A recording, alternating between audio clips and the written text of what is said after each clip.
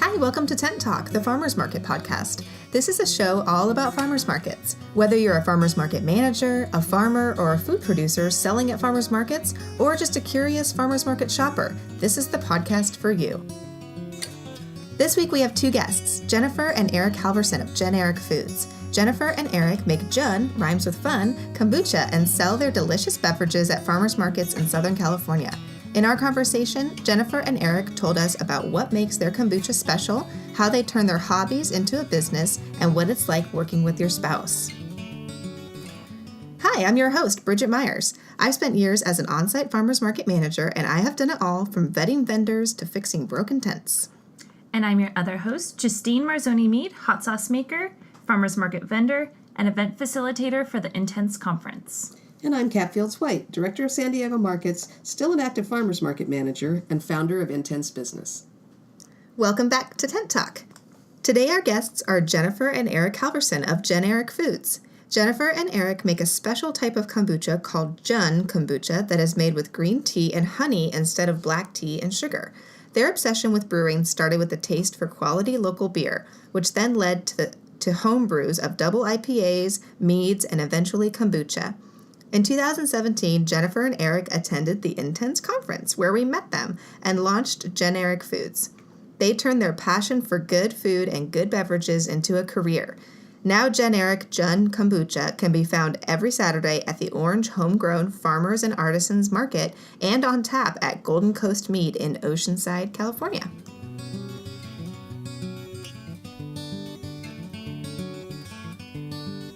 Hi there. Hey! Hi, guys. You guys have some cool hardware there. Yeah, I like your headphones. You look like Martians.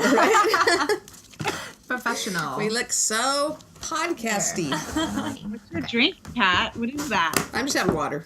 Just got water. Gin and tonic. It's a But it's a great glass, right? Oh, yeah, gin and tonic, no ice. It's early, but, you know, it's going to be a long day. It's fine. So, Jennifer and Eric, you have a business named JenEric. Has that, when you thought through that, did you do it to be clever? Did you do it because you just overlooked that people might look for a white label with black lettering? Did you, was it something that you specifically did to be memorable? Because once people understand that you're not generic Jun, as though Jun is common enough to be generic, does it work? Does it make people remember you? Yeah, I mean, everybody loves it. It's clever because it helps people remember who we are. You know, our name is in the brand. Absolutely. And nobody's really clinging to the fact that the word has meaning. I mean, none of our we haven't gotten any negative sort of feedback or anything like that. And in fact, we thought about doing a tagline like anything but. Oh, that's cute. I mean, we haven't officially done that on any packaging, but yeah, it hasn't been anything negative about it. Yeah, it was a design. I mean, we came up with the term because we had wanted to have a business together for a long time. We didn't know this is the way it was going to come out. So we came up with the generic team line for a long time ago. So we had generic designs for a while and generic investments. So we had the idea of generic being a clever, business name for a long time, but then ended up being JenEric Foods and moving in this direction. Yeah. So the name actually came before the product. Yeah. That's fun. I like it. Our the first batch of beer that I brewed, which was kind of my first introduction to fermented beverages, I labeled them generic IPA or. Okay. So it sounds like the name actually even came before the business, right? Before the Jun business. How did you transition from design and investments into food? Did either of you have a food background? I mean, we're foodies. We attend farmers markets. We love trying new restaurants. I was a waitress a long time ago. I know I've heard some of your podcast episodes, and Kat doesn't know what to think about people who have never waited tables before. That is true. I mean, that should be like required public service. Right. But no, I mean, we've never had a food business before. We've been customers and fans, and avid foodies. We design our life around food, really. Every vacation that we go on, that's what we're looking for. We're finding all the best restaurants in the area that we want to visit when we go there. So most of our like fun things that we do when we're traveling are finding restaurants and farmers markets and food related events to attend. So we've been in it on the participation side, but not on the creation side before this product.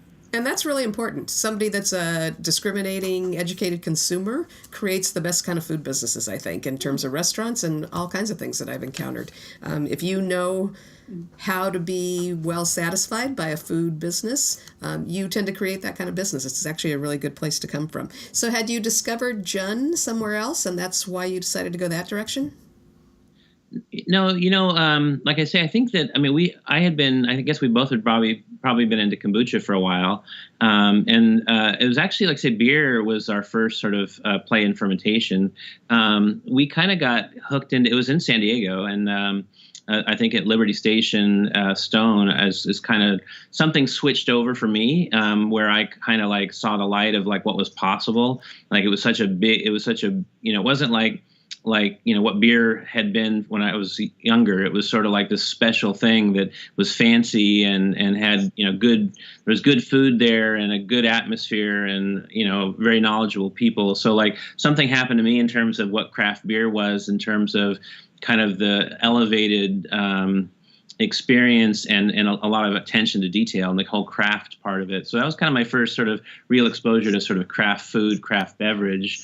And then we couldn't get enough for a while, and we were just going to every brewery, everywhere we were at. And we had a similar experience with coffee, like coffee roasting, and trying to find local roasters that made their, that had, a lot of skill and craft and heart into what they were doing. So little by little, we kind of kept doing that. And same thing with farmers markets as well. So I think that the somehow fermentation caught on for me, and it became interesting and more exciting. And I had wanted to brew beer and kombucha for a while. I just happened to start with beer first. And then the Jun part was really through mead. So the kind of the trend for us was beer to mead. We were actually at the Stone Brewery in Escondido, and somebody told us about Frank's place, Golden Coast Mead, while we were there. So we thought we'd try that, and we kind of fell in love with mead. And so we switched from craft beer to craft mead and started to go to every meadery we could find, and then I started to brew mead at home. And then somewhere between, starting brewing kombucha about the same time as mead, and then found out there was a version of kombucha that worked with honey. And that's where the tie-in for the mead came. And once we tried that, we liked that better than anything else that we had brewed before that. And that's what we stuck with. That's great. And it's so different than anything that it makes a well-differentiated product for farmers markets where, the key to getting into good markets is to have something that's different from what everybody else is doing. Yeah, so it sounds like Jun is made with more honey, but can you talk about like the differences between Jun versus like another kombucha, like more of a mainstream kombucha that people are used to? Like, what is the major difference there? That is the major difference, is the honey versus sugar. Most standard kombucha is made with white table sugar, basically, so it's all the same in terms of you're using a SCOBY, which is a combination of bacteria and yeast that's designed to eat the sugar basically and convert it into alcohol and then into these healthy acetic acids that are good for your gut health. So kombucha can be made with black or green tea or some kind of mixture thereof, and then straight white table sugar. But it's sort of plain when it comes out. It's all the same. So then everybody has their own sort of flavoring profile, so that they make a base kombucha first using sugar. And sugar is the same no matter where it tastes the same always. Like white table sugar is white table sugar is white table sugar. So the base product of everybody basically tastes the same more or less. And then they all have their sort of special proprietary blends of fruits and herbs and spices and whatever to make their particular flavors. Whereas our focus is on honey, so our SCOBY, which is this mixture of bacteria and yeast, is designed specifically to eat the kinds of sugar that in honey versus table sugar. But because honey is so different, even though a lot of people think of honey as sort of being this one note, golden sweet sticky stuff. Depending on the flowers that are in bloom and the terroir and all kinds of other time of year and moisture and the soil and so many other things, the varieties of different types of honeys are so varied in flavor and color and texture and aroma and so many other things that by pairing that a single varietal honey with an interesting green tea varietal, you can come up with all kinds of neat flavor profile combinations, and that's what we do. So where are you sourcing your tea and your honey? Do you guys use local sources for that, or where did you? I mean, the tea is kind of tough, but where do you guys make those sources? Yeah, I mean, the tea's from China, but we have tried to find a good local sort of importer of the tea, but we've so far landed on a company in Michigan that we really like. We like their practices. It's organic green tea. Fair trade. Yeah, so we're for now having it shipped from Michigan. It's not ideal, but we like them. The customer service is excellent, and their prices are nice. So far we're doing that, and then the honey is definitely local, and that's sort of our business model is to always have local honey, unless we open like a plant in somewhere on the other side of the country, and then we'll do local honey for that region. We're exploring that idea, and we may do some things from time to time, something special, but we thought about that, some point in time that if we had a brewing facility in Oregon, then we can take advantage of, blackberry honey and meadow foam honey and radish blossom. And there's all these different locals. I mean, here in Southern California, in addition to wildflower, there's buckwheat and sage, which are our wildflowers that grow in Southern California. Orange blossom, because there's a lot of orange trees. Eucalyptus blossom, because there's a lot of eucalyptus.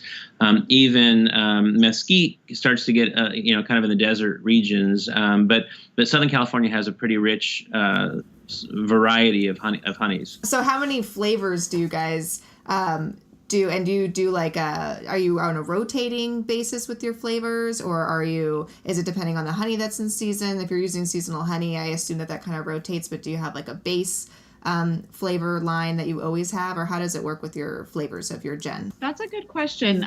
We have had the same sort of 2 or 3 flavors for a while, which were sage blossom, orange blossom, and then buckwheat, which has nothing to do with the grain that is grown and milled into flour to make soba noodles and all that. And it's California buckwheat that grows native around here. So yeah, we were rotating through those 3 for a long time. And then our honey supplier just recently told us that they're going to be getting in some new, seasonal flavors. So we're definitely going to jump on that.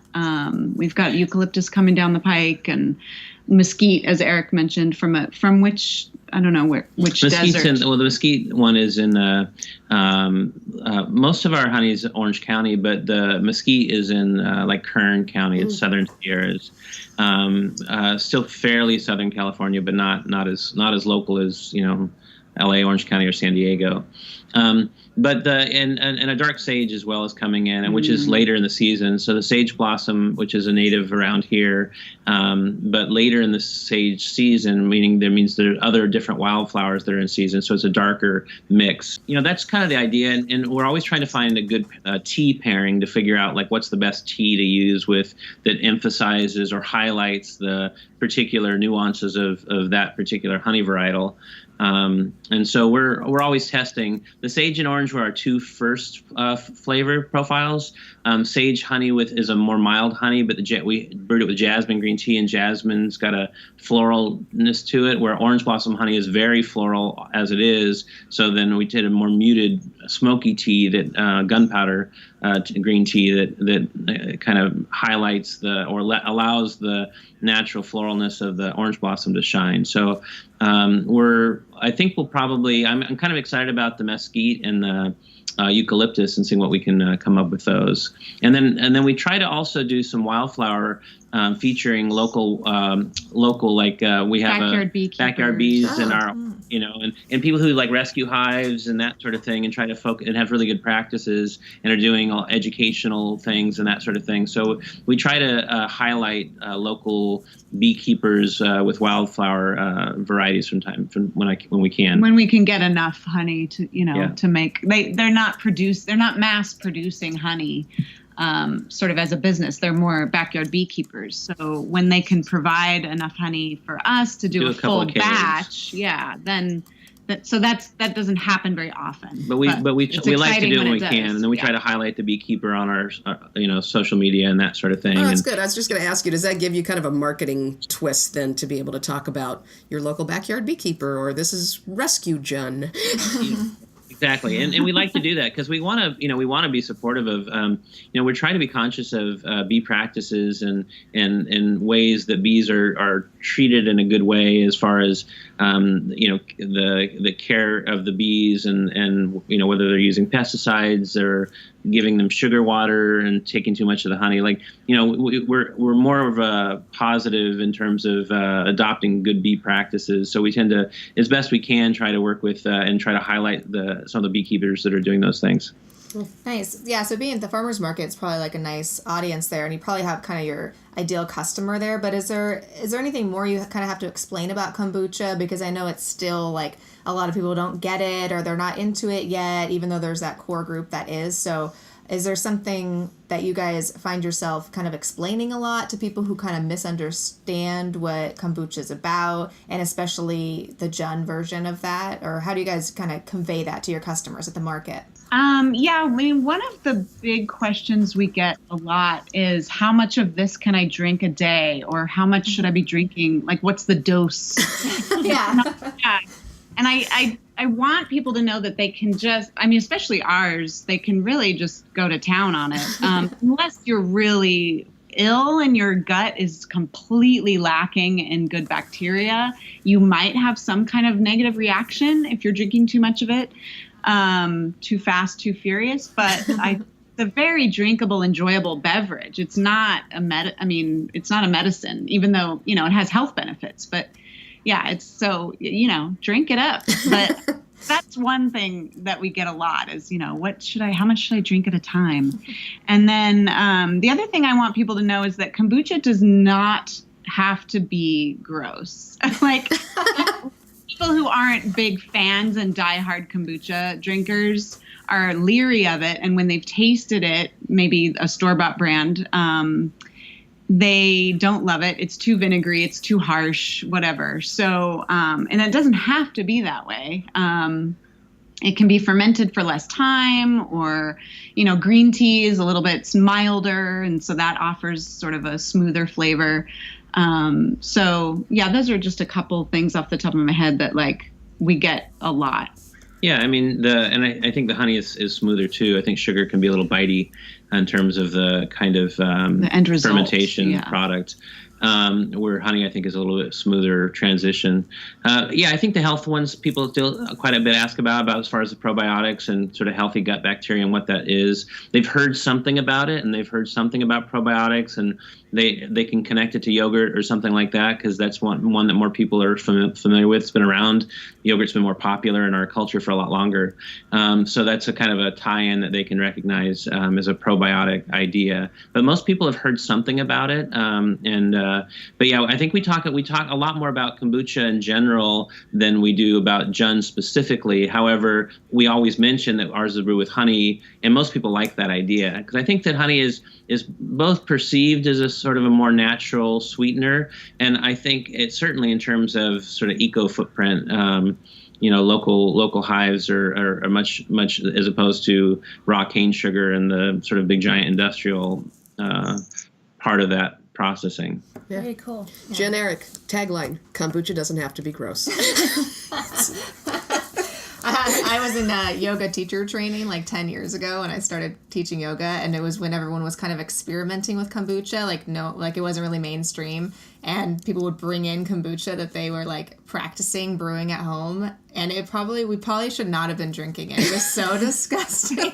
I have had some really terrible kombucha, so I know it can be bad, but I like that. I think the honey thing, it makes me, like when I first tasted your product, I was not afraid. I was like, it has honey in it. It's going to taste good. So I think that the Jun maybe is a little more approachable as a kombucha to like a regular consumer. So I'm sure that kind of helps, and it does taste good. So did you always imagine yourself, once you decided to do JenEric foods and you kind of decided to focus on the the food aspect of it, did you always imagine yourself selling at the farmer's market, or was that something that you came to once you were already making kombucha? How did you end up being at the booth selling directly to customers?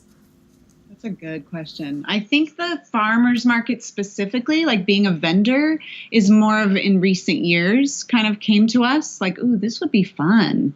But the desire to have a business together, sort of entrepreneurial outside of the office, kind of that's been a desire for a very long time. We didn't know what it would be. But then, attending farmers markets and also we love to be in the kitchen in general. We love to cook and create foods and beverages. So when we're at the farmers market and sort of envisioning ourselves behind, the booth or in the booth, I think that's where kind of it all made sense to us. Yeah. Like as Jennifer said, like I've had kind of entrepreneurial ideas for a long time, and a lot of them have been my own ideas as far as my thing, my little sub thing on the side. But I really wanted to have something that we could do together, and we didn't know exactly what that was going to be.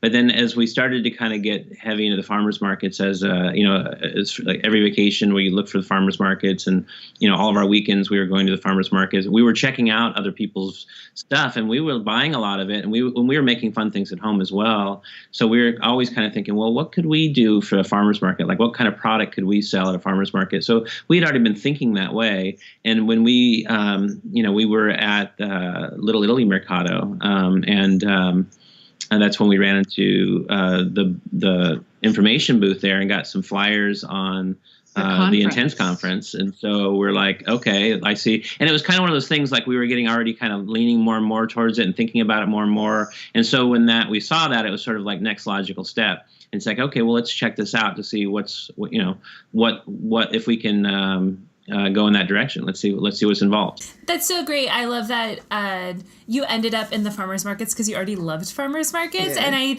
I do think that that's perhaps a sticky situation that some vendors might get themselves into, is they don't really know the culture of the farmers market, or they're like, I just want to be an entrepreneur, and then they make a product and they're like, oh, I guess I'll sell at the farmers markets. But yours really was kind of, you love the farmers market so much, and it's what inspired you to become a vendor. And I think that's a good match. Yeah, it is. It's a good way to do it. If you love markets, you got to be in them. Alice Waters and I have this in common. We're both convinced that if we ever actually retire, we're going to do it by having a 1 day a week booth at a farmer's market. And I'll be the manager. No. And then I'll have to answer to you. Like, could you get there a little earlier, Kat? So can you tell us a little bit more? I'm curious because I also own a small business with my spouse. What is it like? How is it sharing? I mean, you guys are such a delight to be around, and you obviously really enjoy each other's company, but what is it like to share the responsibilities of owning a business and figuring out who does what and delegating to each other, not stepping on each other's toes? How have you found that balance in your relationship and in your business? It's been pretty organic all along. I mean, we kind of naturally make a really good team. I don't know. I mean, that's a really good question. I mean, Eric works during the day at a regular, 9 to 5 kind of thing. So sort of naturally, I don't know, some more like marketing stuff falls in my lap, or, just kind of more clerical things that have to get done maybe. Although I don't know. We're familiar with what each other's strengths are. Like, you'll be good at this, so can you handle that? Or, I don't know. That's a really good question. Yeah, what else? I think that it's interesting because I think it's both like in your question ahead of time, you kind of talked about pros and cons, and certainly like when when we're flowing well and we're working well together, and then like we're very, I think, appreciative of the teamwork, and it's really fun. And that was sort of the vision from the beginning. And I think that, but it can also be a source of like conflict in terms of like, it's like, okay, we want to, because you're never off now. Like before, it's sort of like, I mean, you have to kind of go on vacation or like decide, okay, we're going to have fun and play and do other things instead of, talk about business. Because whereas it's now, it's sort of like in both of our worlds. So like, our free time, we're talking about, did we order the honey yet? And what's our next? You know what I mean? Like, so we're talking business all the time, so not all the time, but I mean, it's sort of like, we have to kind of remember to like, okay, now we're just on a date and we're just having fun and we're just having conversation about other things besides work all the time kind of thing, or business all the time. So, so I think that it's good when it's working well. And then if you get in a little bit of a battle over something, and then you have to kind of remember like, okay, it's not very fun to like, because we also like it's more fun when we're having a good time together. So if like something comes up or we're fighting about some little dumb thing, really it's not that important, and life's going to work just fine either way. But we've got a hold of some little part of it because, we're both strong, have our opinions about like how things should go or what's the best way. And so I think those are the times when we have to kind of recognize, okay, we need to back off of that topic for now. Let's go have some fun. Let's do something else. And then later down the line, we'll have a conversation and it'll fall together and it'll flow nice. So I think it's just a matter of sort of remembering that, feeling good's more important than battling over some little detail that it's probably not going to make that much difference. Or once we're in a better feeling place, both of us together, then it'll be easier for the solution will present itself in a way that's neither of us are looking at, or it'll make more sense to both of us some other way. So I think that we just are mindful of watching if that's coming up and shifting around that topic until it can flow a little easier. Yeah, I totally feel that. There'll be times where like Dave and I are sitting down sharing a meal and I'm like, can we talk about business stuff right now? And he'll be like, no. I'm like, okay, I'll bring it up later. But I do have to say, your accountant will tell you if you are out to dinner and you do talk about business, even if it's date night, you can expense it. These days it's fairly much a big part of, all the time. Like it's on our minds, a lot, which is great. But no, I think we've learned, I think we're getting better and better. We've been a good team all along, but I think that we're getting better at managing, the flow of when to talk about what and when not to when talk to about try to solve a problem or to let it go. you know, and not try to hash through it or hash it out. But I think what also helps is that we meditate together every morning. That's awesome. That sounds like it would really help. Yeah. Well, I'm obviously my mom is. We're not spouses, but working for my mom for so long, we also have like, okay, now we're having family time, and what's good is that we have like her husband, my stepdad, and like my husband and my kids and my sister. If we start we'll start talking about work like accidentally, just like conversationally wise at dinner or whatever, and our family will say, okay guys, that's enough, like we're not talking about work right now. So that is helpful if we're on family vacation. They're like, this is not a work vacation. Enough market chatter. Yeah. But it does kind of take over your whole life, but which is can be really great, because then you can get a lot done, but can also kind of be all-consuming. So I know it's kind of like you got to find that balance in there, and meditating sounds really good. We should meditate. Let's meditate together. Let's do it. Yes. Yeah, that helps you be grounded in general. Right. So then you're a little bit less stressed about things. You're like, okay, things are going to work out okay. We can just take our time, and we don't see all the ends at this point, but it's okay. We don't need to force it or try to over-control it. We can just kind of like step back a little bit and see how it seems to move, and then it's easier to figure out what the right path is. Let's have all the vendors get to the market 10 minutes earlier, and let's all meditate together. All group meditate. All the farmers, all the vendors, yes. I don't see that in our near future, but maybe long-term goals. Set your intentions for the market day. Market goals. Exactly. I'm just curious. So I didn't realize that this was a side hustle for Eric. What do you do 9 to 5? Yeah, I work for a small software company. I'm in my 10th year now. Oh, wow. And so just briefly, is there a plan for you to leave the day job and make JenEric, you were mentioning, when you have a plant on the East Coast or up in Oregon, is there a plan to scale this quite a bit bigger and devote full time to it, or scale bigger and still do it on the side? No, definitely. The goal for me would definitely be to have JenEric full time. From a plan standpoint, like we're definitely trying to grow at a pace that feels manageable, because the fact that, I'm Monday through Friday in the daytime, then in the evening we're brewing in the kitchen and then selling farmers markets on the weekend. So it's a pretty full schedule. And so, trying to figure out how to expand. We're getting our PFR now. So we had our state health inspector come by a couple of weeks ago, and everything went well, and he's submitted the paperwork. So hopefully in the next few weeks we'll have our PFR, which means we can sell kegs to coffee shops and restaurants and bars, etc. So we're going to try to scale at a pace that feels sustainable and doesn't feel too stressful, or doesn't give us enough downtime to find some balance.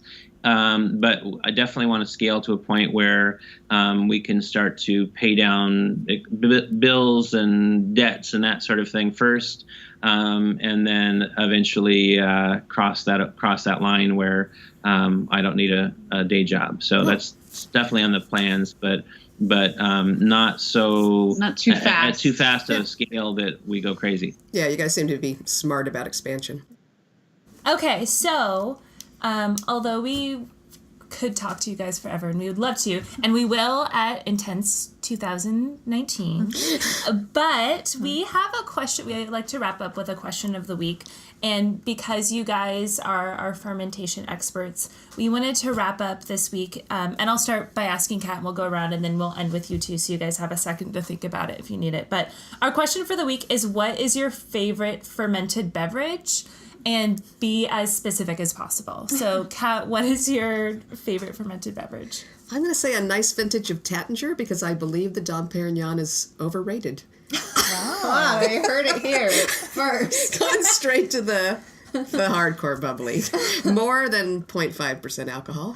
Okay. Yeah, champagne I think would have to be it for me. Nice. Yes. I'm going to go with cider, because I'm kind of obsessed with cider lately, and there's a new cidery in our neighborhood here in North Park, Bivouac Cider Works. Yeah. I'm a little obsessed with them because I don't like it to be too sugary, but I don't like it too sour. I'm kind of very picky about it. But they have a nice dry cider, and it's so good because it's not too sweet, and I feel like I can drink a whole thing and not get a sugar headache from it. But I really like the cider. It's so good. And then Newtopia Cidery, they do a chai cider, and so it's a really dry cider with a little chai tea spice flavor, which is also really good. So yes, current obsession. Okay, I'm really into sours. Recently, I've gotten into sours, and right now I like a berry, not really sweet, but some sort of fruit. And Modern Times is a really good So beer, a sour beer. A sour beer. Yeah, I like the sour beers too. They're good. Yeah. Mm-hmm. Okay, Jennifer? You can say Jen if you want, but jump in, whatever it strikes you. Wow, those are all really good answers, which makes me come up with more answers. But I was going to say, I'm really these days loving beet kvass. It's like a probiotic beverage. It tastes, to me, and Fermentality here in Orange County, or maybe they're based out of Long Beach, I'm not sure, but Fermentality, they make a good one. And Happy Pantry they're at the Mercado. Yeah, they're up I've in had Carlsbad. that. They Happy once Pantry. had a jalapeno beet kvass that they let us try. I don't know if they actually sold it, but it was like a behind the counter type of thing, and it was really good. Spicy beet kvass. That sounds good too. Oh, spicy! Yeah, I love it because it's salty. It's kind of like sauerkraut juice tasting, you know. But it's so good. And then Kat made me think of. I really love Hydron mead from Northern California. Their mead is so fun. It's all champagne style. So the process that they use to make it is traditional champagne method of making carbonation. So I'm writing that down. Hydron, Heidrun. It's in Point Reyes Station in Northern California, and it's awesome. Nice. Wow. Nice. I'm gonna go with JenEric John. Somebody should. Yeah. I like the sage. Well, I mean, at home, I like the sage, but it's for me, it's the truth. I mean, as far as like I've gone through this big cycle where I was into, beer pretty heavy, and then and all around there started with IPAs and then got into sours and all the way kind of way through. But now at the moment, I'm not drinking as much for whatever reason. I'm going through a less alcohol phase than I have in some times. So I like, at home, that's what I drink all the time. So I'm at home, if I can mix the sage blossom and the orange blossom together on double tap, then that's a perfect drink for me, because it makes me feel refreshed, but not too slow in the head. And I feel better when I'm drinking it. So I'm gonna go with that. I think kombucha is good for that. If you're trying to have some dry days, it's like I have a little cold kombucha at the end of the day, and I kind of feel like it's a little cocktail, but then I feel better the next day. Yeah, right. It's celebratory, and it feels indulgent, but it's healthy and it feels good and tasty. So yeah. It's such a pleasure talking to you. Yeah, so nice to talk to you guys. Bye. Bye. Hey, thanks for listening along. Please leave us a review on iTunes and tell us how you liked today's episode. And be sure to subscribe to our podcast so you don't miss our next one. And if you want more farmers market tips, you can subscribe to our weekly newsletter at intensebusiness.com and follow us on Instagram at intensebusiness. That's INTENTS business. The 2019 Intense Conference will be held in San Diego, February 24th through the 26th. Jennifer and Eric will be there. Will you? This podcast is produced by Intense Business, where passion meets profit. Today's episode was recorded and edited by Justine Marzoni-Mead. Original music by David Mead. Special thanks to our guests Jennifer and Eric and San Diego Markets.